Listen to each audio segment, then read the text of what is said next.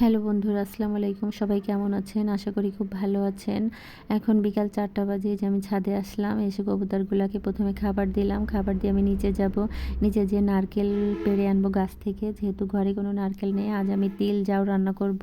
আর কাঁঠালের সাথে তিল জাউটা খেতে অনেক বেশি টেস্ট লাগে। এজন্য এই যে আমি প্রথমে নারকেল দুইটা এখানে কাটছি। আমি নারকেল দুটাকে কেটে সুন্দর করে আমি কুড়িয়ে নিয়েছি। আর এই তিল জাউটা রান্না করা একদমই সহজ, কোনো ঝামেলা নেই।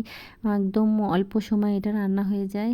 এখানে আমি এই যে আলো চাউল নিয়েছি, আর এখানে হচ্ছে গুড় আর নারকেল কুড়া আর অল্প একটু নুন আর সাদা পানি, ব্যাস আর কিছুই লাগে না। আর একটু তেজপাতা, একটু এলাচ দিয়ে সুন্দর করে এই যে একসাথে দিয়ে দিতে হয়। চুলার উপরে দিয়ে এভাবে নাড়াতে হয়। নাড়াতে নাড়াতে দেখবেন এক পর্যায়ে চাউলটা ফুটে আসে, তখন একটা থকথকে ভাব চলে আসে, তখন আমি এটা নামিয়ে নেব।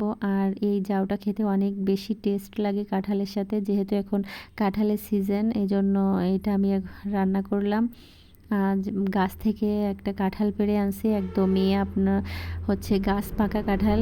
তাই আমি মনে করলাম যেহেতু গাছ থেকে কাঁঠালটা পেড়ে আনছি, তাই এই জাউটা রান্না করি।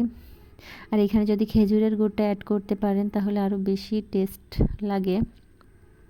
যাই হোক, আমার খেজুরের গুড় বাসায় নিয়ে আখের গুড়টা দিয়েই চালিয়ে দিলাম।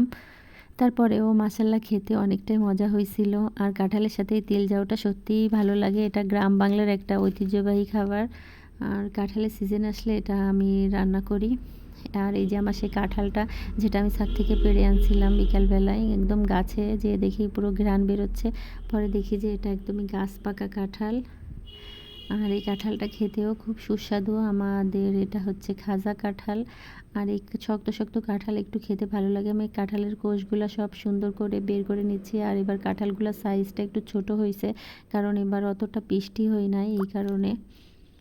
দেখেন আমার যে কাঁঠালটা ভাঙা হয়ে গেছে প্রায়। আর ওদিকে আমি ক্ষীরটা নামিয়ে রেখেছি, আপনাদের আমি এখন দেখাবো কাঁঠালের সাথে।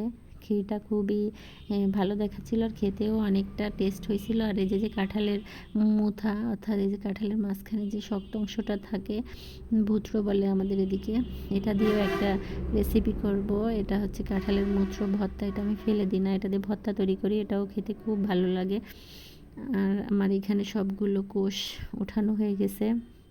এখন এই যে আমার ক্ষীরটাও এখানে আমি নিয়ে আসলাম। দেখেন আমার ক্ষীরটা কি সুন্দর জমে বেশ শক্ত হয়ে গেছে, আর একটা ঘ্রাণ বেরোচ্ছিল।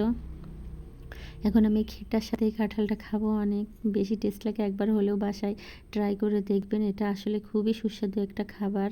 আর আমার ভিডিওটা যদি আপনাদের ভালো লাগে, অবশ্যই একটা লাইক কমেন্ট করে আমার পাশে থাকবেন। আর এই পর্যন্ত, পরবর্তী কোনো ভিডিওতে দেখা হবে। বাই।